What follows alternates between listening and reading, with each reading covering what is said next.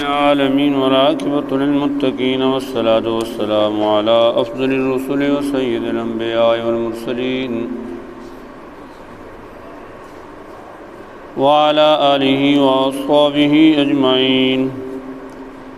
أما بعد فأعوذ بالله السميع العليم من الشيطان الرجيم. بسم الله الرحمن الرحيم. للرجال نصيب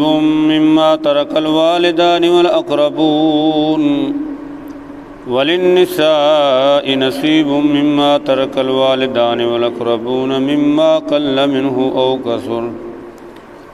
نصيبا مفروضا.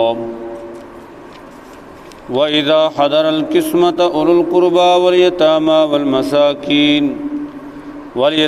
والمساكين فارزقوهم منه وقولوا لهم قولا معروفا.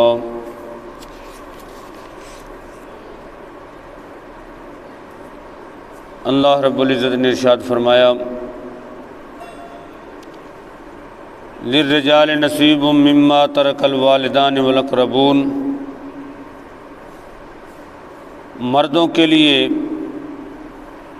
اس مال میں سے، وراثت میں سے حصہ ہے جو چھوڑا والدین اور رشتہ داروں نے. وَلِلنِّسَاءِ نَصِيبٌ مِّمَّا تَرَكَ الْوَالِدَانِ وَالْأَقْرَبُونَ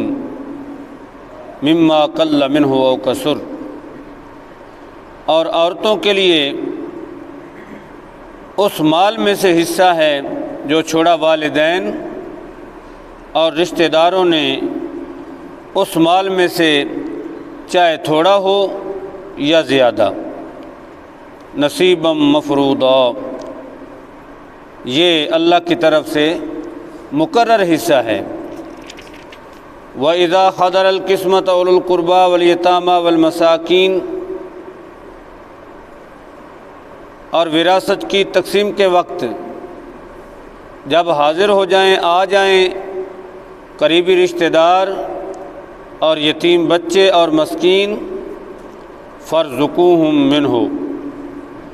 تو اس میں سے کچھ انہیں بھی دو. وَقُولُوا لَهُمْ قَوْلًا مَّعْرُوفًا، اور انہیں اچھی بات کہو. تلاوت کردہ دو آیات کریمہ میں سے پہلی آیت کے اندر یہ وضاحت فرمائی گئی کہ اسلام کی پاکیزہ تعلیمات سے پہلے دور جاہلیت میں جب کوئی شخص مر جاتا تو اس کی بیوی کو اپنے شوہر اور اس کے بچوں کو اپنے والد کی وراثت سے، ترکے سے مکمل طور پر یکسر محروم کر دیا جاتا تھا. شوہر کے فوت ہو جانے کے بعد بیوی جو بے سہارا ہو گئی، وہ بچے جو بعض اوقات یتیمی کی حالت میں بھی ہوتے تھے، تو ان کے ساتھ یہ ظلم اور زیادتی روا تھی. اسلام نے اس رسم باطل کو مٹا دیا اور بیوی کو شوہر کے حصے سے اور بچوں کو اپنے باپ کے حصے کا وارث بنا دیا. اور یہ جو رسم بد تھی اور وہ محرومی کا شکار تھے، اسلام نے انہیں محروم نہیں کیا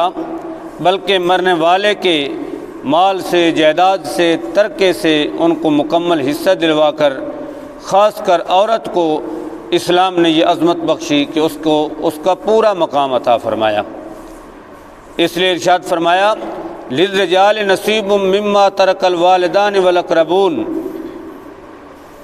کہ مردوں کے لیے اس مال میں سے، اس ترکے میں سے جو والدین چھوڑ کے جاتے ہیں یا رشتہ دار، تو مردوں کے لیے بھی حصہ ہوگا. وَلِلنِّسَاءِ نَصِيبٌ مِّمَّا تَرَكَ الْوَالِدَانِ وَالْأَقْرَبُونَ، اور اسی طرح عورتوں کے لیے بھی اس مال میں سے حصہ ہوگا جو والدین چھوڑ کے جاتے ہیں اور رشتہ دار چھوڑ کے جاتے ہیں. مِمَّا قَلَّ مِنْهُ أَوْ كَثُرَ، چاہے وہ مال تھوڑا ہو یا زیادہ ہو، بہرحال اسلام نے جن لوگوں کو دور جاہلیت میں وراثت کے مال کے ترکے کے حصے سے بالکل محروم کر دیا گیا تھا، یہ آیت کریمہ اتری اور اسلام کی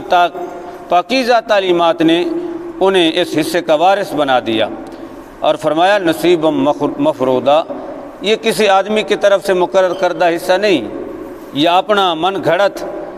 کوئی مفروضہ نہیں ہے، نصیبا مفروضہ یہ اللہ رب العزت کی طرف سے ان کا حصہ مقرر کردہ ہے۔ اس آیت کریمہ میں مرنے والے کی بیوی اور بچوں کو اسلام نے پورا حصہ عنایت فرمایا۔ اس آیت کریمہ سے وہ حقدار بن گئے۔ اگلی آیت میں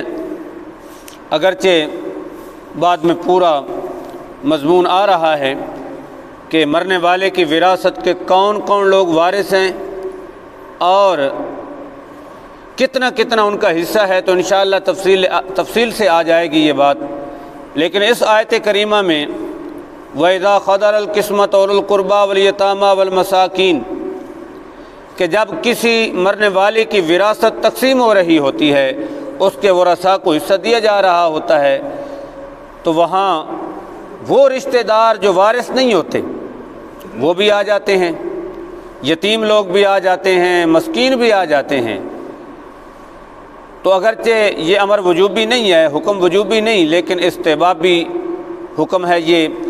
اور اخلاقیات کا تقاضا یہ ہے کہ اگر کسی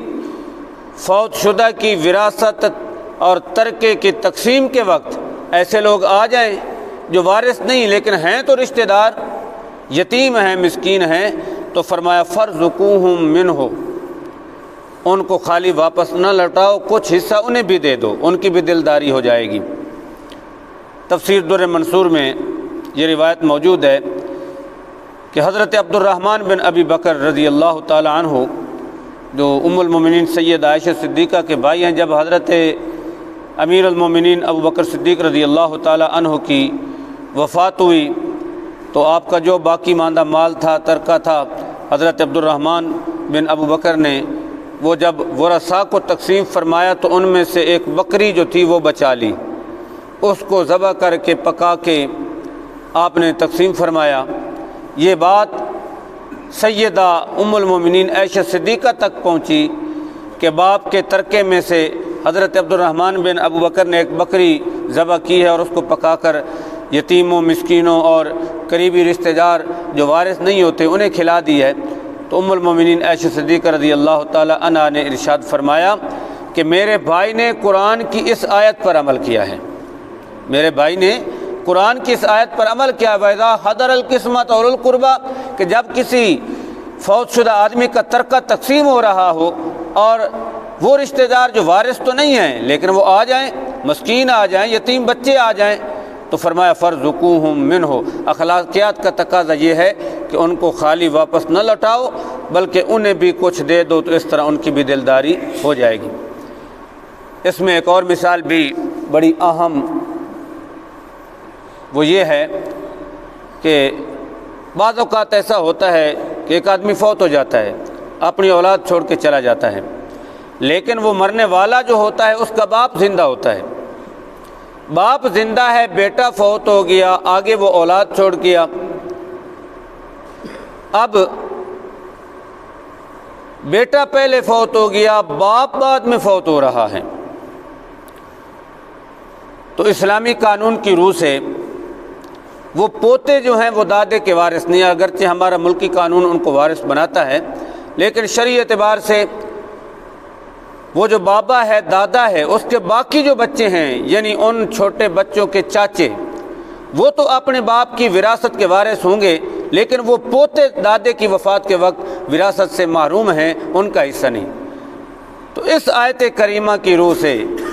وہ اسی مرنے والے کے دادے کے پوتے ہیں، بیٹے کے بیٹے ہیں اور اولاد کی اولاد ہیں، تو ان چچاؤں کو چاہیے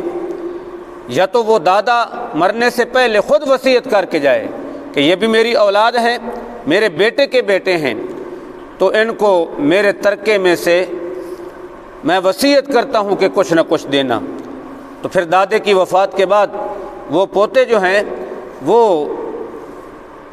سارے مال میں سے تو نہیں لیکن ثلث یعنی تیسرے حصے میں اس کی وصیت نافذ کرتے ہوئے ورثاء جو ہیں ان پر لازم ہے کہ وہ چچے ہیں تو بھتیجوں کو اپنا حصہ جو ہے باپ کی وصیت کے مطابق ثلث میں وصیت کو نافذ کرتے ہوئے انہیں کچھ مال دے دیں۔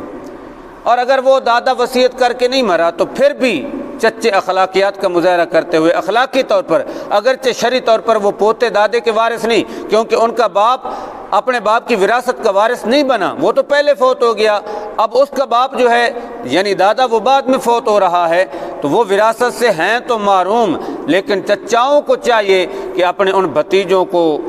اور ان کا خیال رکھتے ہوئے، وہ اب قریبی رشتہ دار ہیں، تو اس آیت کی روح سے حق یہ بنتا ہے، مستحب یہ ہے، اخلاق کا تقاضا یہ ہے کہ انہیں کچھ نہ کچھ دے دیں کہ وہ بھی اسے مرنے والے بابے کی اولاد ہیں اور وارث نہ صحیح لیکن اخلاقیات کا تقاضا یہ ہے۔ تو یہ مثال بھی اس آیت مبارکہ کے مطابق بالکل فٹ آتی ہے، اور اگر وہ چچے اپنے بھتیجوں کو اپنے باپ یعنی ان کے دادے کی وراثت سے کچھ حصہ دے دیں گے تو قرآن پاک کی اس آیت پہ عمل ہو جائے گا۔ بہرحال فرمایا کہ جب کسی کا ترکہ تقسیم ہو رہا ہو تو قریبی رشتہ دار والیتامى والمساکین، یتیم بچے اور مسکین آ جائیں تو فارزقوہم منہ، تو اس کی وراثت میں سے کچھ حصہ انہیں بھی دے دو۔ اور بڑی پیاری بات ارشاد فرمایا وَقُولُوا لَهُمْ قَوْلًا مَعْرُوفًا، ان سے بھلائی سے بات کرو، جھڑکو نہیں، سرزنش نہ کرو ان کی، تم کیسے آ گئے، تمہارا حق کوئی نہیں بنتا، منہ اٹھا کے آ گئے ہو، تم کیسے آئے، اس طرح کی باتیں ان سے نہ کرو، بڑے